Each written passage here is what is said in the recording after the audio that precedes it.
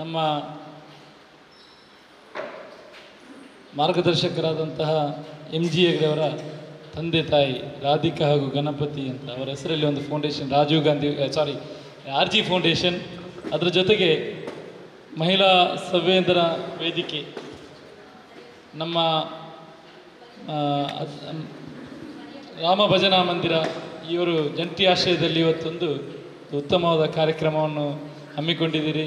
ಅದರ ಈ ಉದ್ಘಾಟನಾ ಕಾರ್ಯಕ್ರಮದಲ್ಲಿ ವೇದಿಕೆಯಲ್ಲಿ ಉಪಸ್ಥಿತರಿರುವಂತಹ ನಮ್ಮ ವಾಮಂಜೂರು ಧರ್ಮಗುರುಗಳಾದಂತಹ ಫಾದರ್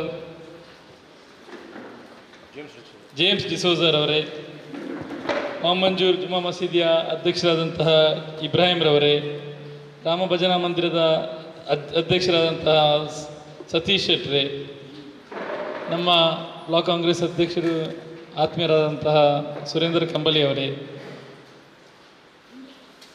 ಈ ಆರೋಗ್ಯ ಶಿಬಿರವನ್ನು ನಡೆಸಿಕೊಡುತ್ತಿರುವಂತಹ ಫಾದರ್ ಮುಲ್ಲರ್ಸಿನ ಪ್ರಿಯಾ ಅಲ್ವಾರ್ ಅವರೇ, ಮಹಿಳಾ ಕಾಂಗ್ರೆಸ್ನ ನನ್ನ ಸಹೋದ್ಯೋಗಿಯಾಗಿರುವಂತಹ ಸಾರಿಕಾ ಪೂಜಾರಿ ಅವರೇ, ನಮ್ಮ ಇಲ್ಲಿಯ ವಲಯ ಕಾಂಗ್ರೆಸ್ ಅಧ್ಯಕ್ಷರಾದಂತಹ ರಾಜ್ಕುಮಾರ್ ಶೆಟ್ರೆ, ಮಹಿಳಾ ಕಾಂಗ್ರೆಸ್ ಅಧ್ಯಕ್ಷರಾದಂತಹ ಶಶಿಕಲಾ ಪದ್ಮನಾಭರವರೇ, ನಮ್ಮ ಮರಿಯಮ್ರವರೇ, ಈಗಾಗಲೇ ನಾನು ನೋಡಿ ಕಾರ್ಪೊರೇಟರ್ ಸ್ಥಳೀಯ ಕಾರ್ಪೊರೇಟರ್ ಆದಂಥ ಹೇಮಲತಾರವರೇ, ಈಗಾಗಲೇ ಕಾರ್ಯಕ್ರಮ 9 ಗಂಟೆಯಿಂದ ಶುರುವಾಗಿದೆ. ಆರೋಗ್ಯವೇ ಭಾಗ್ಯ ಅಂತ ನಾವೆಲ್ಲ ಸ್ಕೂಲಲ್ಲಿ ಇದ್ದಾಗ ಓದ್ತಾ ಇದ್ದೇವೆ. ಆರೋಗ್ಯ ಯಾವ ರೀತಿ ನಮ್ಮ ಈಗ ಇದು ಒಂದು ಮಾತಿದೆ, ನಾವು ಆರೋಗ್ಯ ಒಂದು ಇದ್ದರೆ ಅದು ನಮಗೆ ಆಸ್ತಿ ಇದ್ದ ಹಾಗೆ ಅಂತ. ಆರೋಗ್ಯ ನಾವು ಗಟ್ಟಿಯಾಗಿದ್ದರೆ ನಮ್ಮ ಕೈಯಿಂದ ಏನಾದರೂ ದುಡ್ಡು ಕಳ್ಕೊಂಡ್ರೂ ಕೂಡ ಪುನಃ ಅದನ್ನು ದುಡಿಬೋದು. ಆದರೆ ಆರೋಗ್ಯ ಕಳ್ಕೊಂಡ್ರೆ ಮತ್ತೆ ನಾವು ಏನೂ ಮಾಡಲಿಕ್ಕೆ ಆಗೋದಿಲ್ಲ.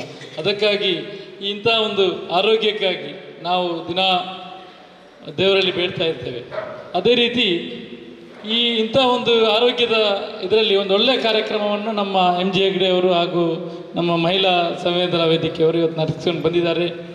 ಈ ಭಾಗದ ಜನರಿಗೆ